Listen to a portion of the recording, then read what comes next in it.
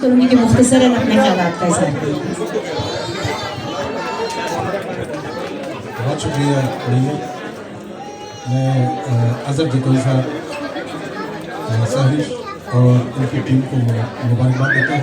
علی محمد صاحب کا بھی شکریہ کہ انہوں نے وقت نکالا۔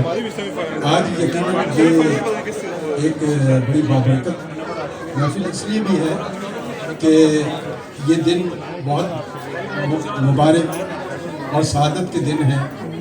یہ مبارک راتیں شروع ہوئی ہیں جس کے بارے میں خود اللہ نے قرآن میں گواہی دی کہ یہ وہ مہینہ ہے کہ جس میں قرآن کریم نازل ہوا۔ اللہ کو گواہی دینے کی ضرورت نہیں تھی، لیکن اللہ نے اس مہینے کی گواہی اس لیے دی کہ یہ وہ دن ہے جس میں قرآن کریم کا نزول ہوا۔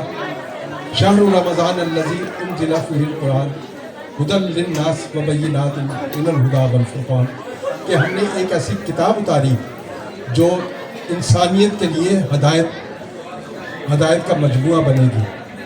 تو یقیناً آج بھی ضرورت اس بات کی ہے کہ ہم اپنے بچوں کو نہ صرف یہ ہے کہ قرآن پڑھنا سکھائیں، بلکہ اس کے ساتھ قرآن فہمی بہت ضروری ہے۔